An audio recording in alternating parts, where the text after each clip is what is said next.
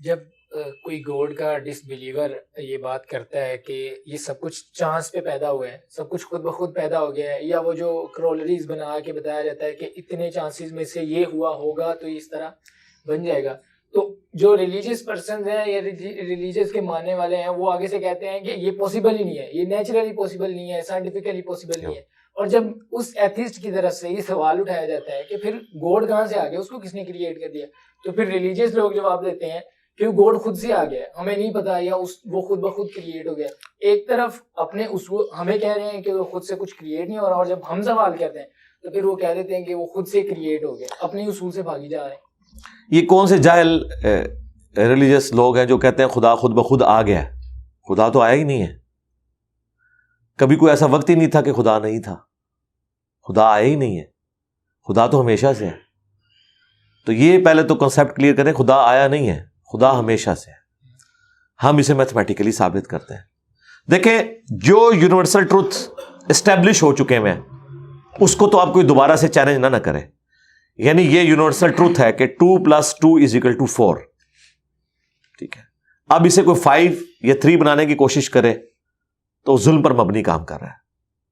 آپ دوبارہ سے ویل بھی انوینٹ کر لیں تب بھی یہ میتھمیٹیکل ایکویشن تو اپنی جگہ رہے گی.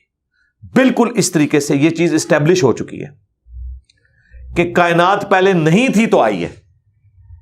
آپ کو پتا ہے کچھ عرصہ یہ نظریہ رہا ہے 17ویں اور 18ویں صدی میں کہ یہ اسٹیڈی اسٹیٹ کائنات ہے، ہمیشہ سے ایسے ہی چل رہی ہے. لیکن یہ اب نظریہ اپنی موت مر گیا. ہم جس ایرا میں بیٹھے ہیں نا، یہ نظریہ ختم ہو چکا ہوا ہے. آج سے نہیں، بگ بینگ کے بعد سے، جب وہ ہبل نے وہ ٹیلیسکوپ کے ذریعے چیز دیکھی تھی 1920s میں.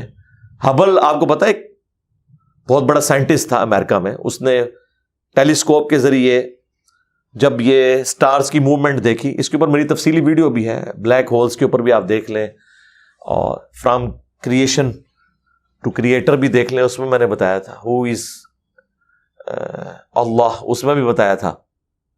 ہدایہ وکٹری چینل کے اوپر ہمارے بھائی نے دیکھیں کس طرح اس میں ویلیو ایڈیشن کی ہے، وہ ساری ویڈیوز ہیں. تو ہبل نے یہ دیکھا کہ کائنات میں جتنے بھی یہ اجرام فلکی ہیں، یعنی آسمان پہ جتنے آپ کو سیارے ستارے نظر آ رہے ہیں نا، ان میں ایک کامن چیز یہ ہے کہ سب ایک دوسرے سے دور جا رہے ہیں. اور اس کے لیے اس نے اسپیکٹرم جب ڈرا کیا، اسپیکٹرم جب گریجولی کسی چیز کا لائٹ کا اسپیکٹرم ریڈ کی طرف شفٹ ہو، اٹ مینس کہ وہ آپ سے دور جا رہی ہے. تو یہ چیز لاجیکل تھی کہ جب یہ دور جا رہی ہے تو اس کو ٹائم میں ریورس کیا جائے تو کسی ایک جگہ سے شروع ہی ہوگی. یعنی میں ہاتھ میں کچھ بالز پکڑوں اور انہیں یوں پھینکوں، سارے ایک دوسرے سے دور جائیں گے. اور یہ ایک یونیورسل ٹروتھ ہے کہ یہ دور اس لیے جا رہے ہیں کہ کہیں ایک جگہ سے یہ سٹارٹ ہوئے تھے. یہ تو ایک نیچرل چیز ہے. اچھا، انہوں نے کہا کہ اگر ہم ٹائم کو ریورس کریں اور ایسے پوائنٹ پہ پہنچیں کہ جہاں سے یہ چیز سٹارٹ ہوئی تھی، تو اس کو سائنٹسٹ نے نام دیا کہ وہ ایک ایسا پوائنٹ تھا کہ جس کی ڈینسٹی انفینٹ تھی، نہ ختم ہونے والی، اور والیوم 0 تھا. والیوم 0 ہے اور ڈینسٹی انفینٹ ہے. اٹ مینس کریشن ایکس نہیں لو، عدم محض سے وجود، کچھ نہیں تھا تو یہ ہو گیا. اور پھر وہ کہتے ہیں کہ یہ جو بگ بینگ ہوا ہے، اس بگ بینگ کے بعد اگر 1 سیکنڈ کے ٹریلین حصے کے اندر بھی ذرا سی ڈسٹربنس آتی تو یہ کائنات وجود میں نہیں آ سکتی تھی. اور یہ تو صرف وجود میں آنے کی بات ہے. پھر جو billions of fine tunings planet earth کے اوپر موجود ہیں، ہر سیارے کے اعتبار سے ہیں، زمین کا سورج سے فاصلہ، پھر ان کی گریویٹیشنل فورس، ان کی موومنٹ، سپیڈ، یہ تو ایک پوری ایک سمجھ لیں ایک ایسی فیلڈ ہے جس میں انسان جا کے گم ہو جاتا ہے. ان ساری چیزوں کو کنسیڈر کر کے اسٹیڈی اسٹیٹ کائنات کی تھیوری تو ہوگی ختم اور بگ بینگ ہوگی اسٹیبلش. اب یہ تو ثابت ہو گیا کہ کریشن ایکس نہیں لو ہوئی ہے، یعنی انسان یا کائنات یہ پیدا ہوئے ہیں. پرابلم تب تھی آپ کے لیے جب آپ یہ مانتے کہ یہ بھی ہمیشہ سے ہیں، ہمیشہ سے انسان پیدا ہو رہے ہیں اور دوسرا اینڈ کوئی نہیں ہے. یہ تو مسئلہ حل کر دیا آپ کا سائنس نے. ان کا نہیں، کریشن تو ہوئی ہے. اب اس کا کریٹر ہے یا نہیں ہے، اس کے اوپر وہ آ کے بات کرتے ہیں.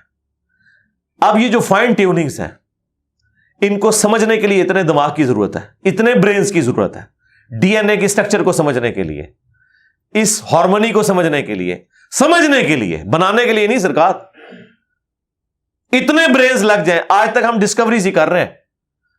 یہ جتنے ہم چیزیں دریافت کرتے ہیں نا, وہ ہم قانون قدرت دریافت کرتے ہیں. یعنی اگر ہم نے یہ چیز ایکسپلور کر لی ہے کہ سورج مشرق سے نکلتا ہے, مغرب میں غروب ہوتا ہے ود رسپیکٹ ٹو زمین, ویسے تو غروب ہوتا ہی نہیں ہے نا, نکلتا ہے. تو یہ ایک فزیکل فینومینا ہے جو ہم نے ڈسکور کیا ہے. اس فینومینا نے سورج کو پیدا نہیں کیا. یہ کریٹر آف سن تو نہیں ہے, یہ اگر آپ کو پتا چل گیا. انڈے میں سے چوزا نکلتا ہے, اور چوزا اتنے عرصے کے لیے انڈے کو آپ گرمائش میں رکھتے ہیں 22 دن کے لیے مرغی کے نیچے یا کسی مشین میں. تو اس انفارمیشن نے چوزے کو پیدا نہیں کیا, بلکہ یہ چوزے کے پیدا ہونے کے بارے میں انفارمیشن ہے. آپ اس کے اندر مزید چلے جائیں, جتنا ڈیپ ڈگ کرتے جائیں, الٹیمیٹلی آپ کی ایک انفارمیشن ایڈ ہوگی. یہ نہیں ہوگا کہ آپ کو یہ پتا چل جائے کہ اس نے پیدا کیا.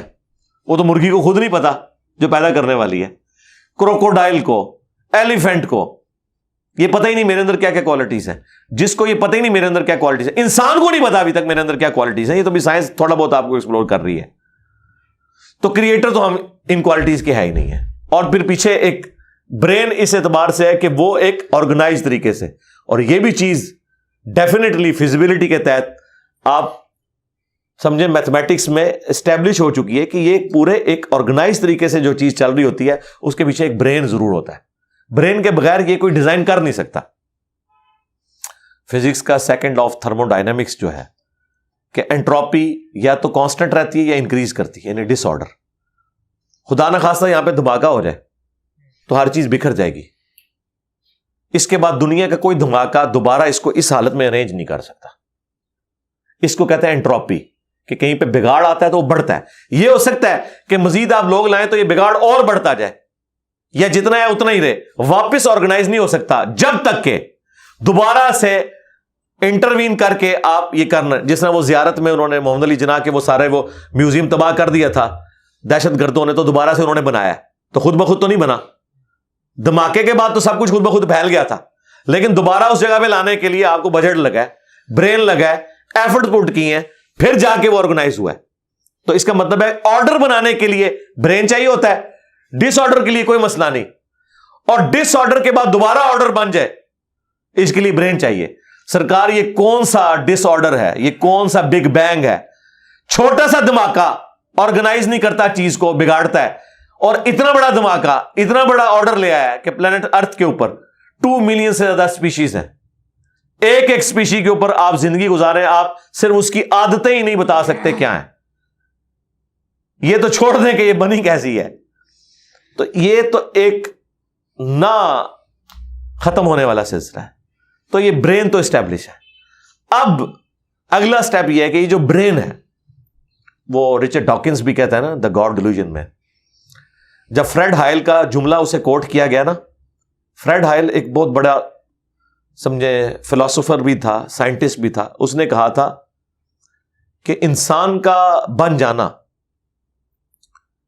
خود بخود یہ اسی طرح کا فینومینا ہے, یہ اس سے بڑھ کر کمپلیکس فینومینا ہے کہ کوئی شخص یہ کلیم کرے کہ کوئی ہوائی جھکڑ ٹورنیڈو چلا اور اس نے کوڑے کباڑ کے ڈھیر سے مٹیریل اٹھایا اور ایک بوئنگ 747 تیار کر دیا.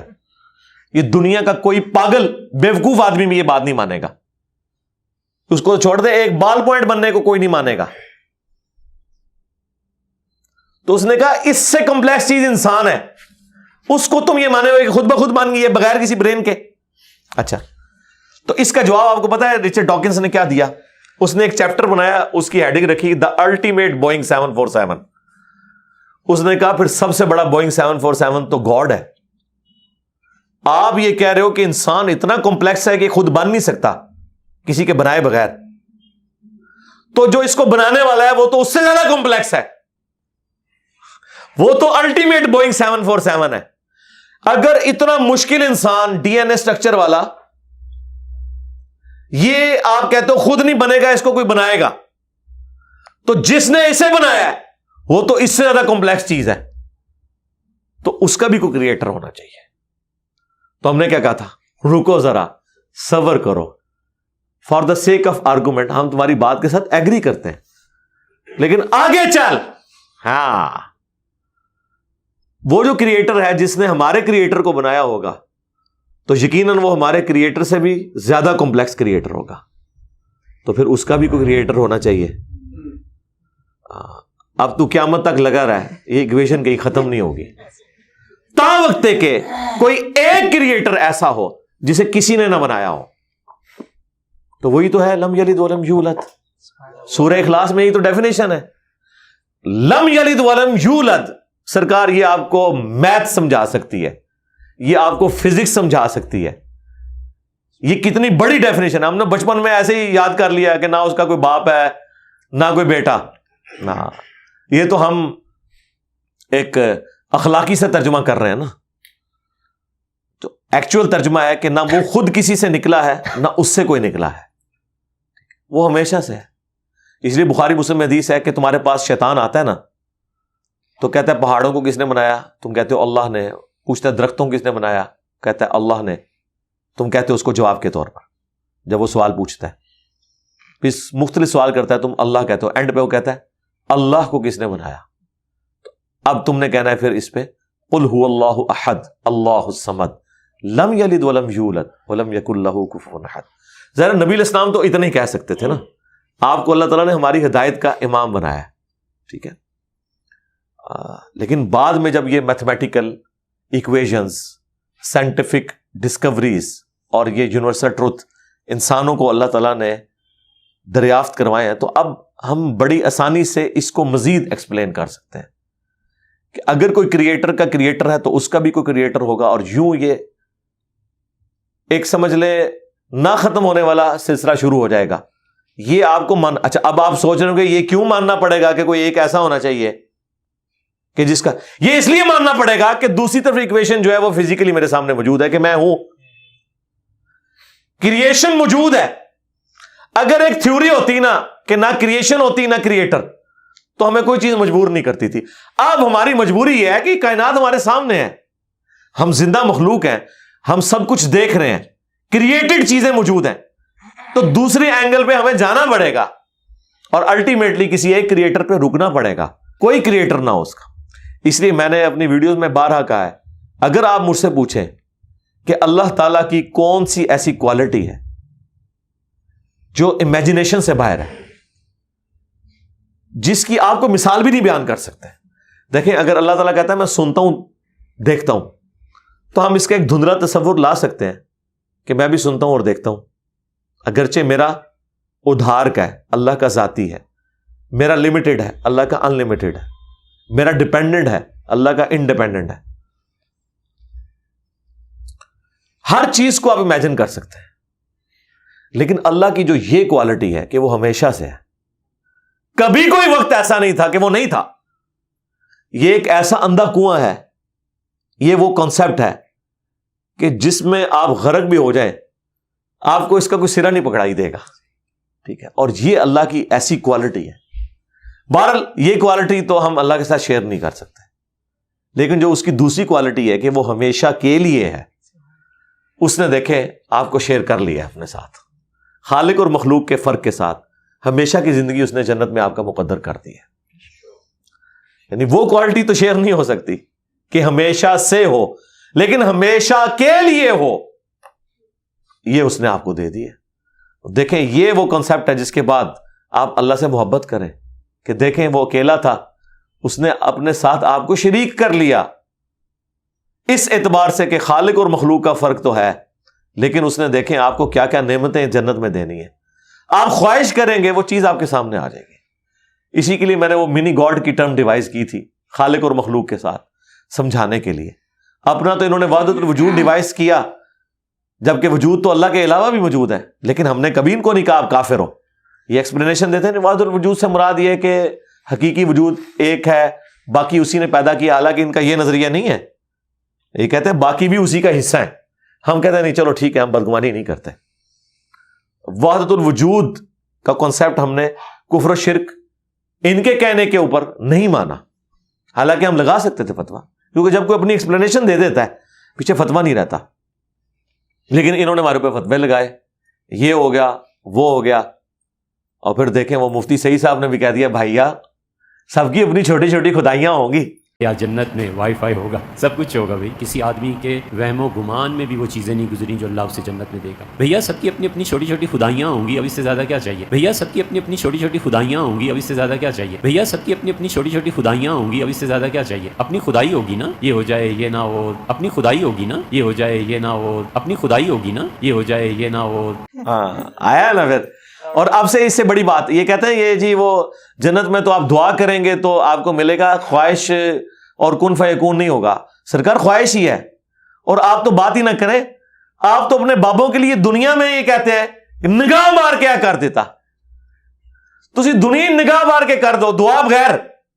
کبھی آیا کہ عبد القادر جانی نے دعا کی تو مردہ زندہ ہو گیا؟ کہا نہیں کیا اٹھ کن فیکون تسی دنیا چ منے بیٹھے ہوئے ہو. سانو جنت بھی کن فیکون کے اوپر تم جو ہے وہ کہتے ہو کہ یہ شرک کر رہے ہیں. تمہارے سارے بابوں کے بارے میں تم یہ دنیا میں شرک مانے ہوئے ہو جو ہے ہی سب کچھ جھوٹ ہے. ہم تو آخرت بتا رہے ہیں کن فیکون اس اعتبار سے کہ آپ کی خواہش کے بعد وہ چیز آپ کے سامنے آ جائے گی. چاہیں تو اشاروں سے اپنے کایا ہی پلٹ دیں دنیا کی. ہاں یہ حال ہے خدمت گاروں کا سرکار کا عالم کیا ہوگا. اشاروں سے، دعاؤں سے نہیں. تو سانو کہتا نہیں جنت دعا تو بعد ملے گا، اشارے نہ کچھ نہیں ملے گا. تو اسی دنیا جی اپنی جہنم بنائی ہوئی ہے اس طرح سے عقیدے رکھ کے، اور جو ایکچوئل ہے وہ تو ہے انشاءاللہ تعالی.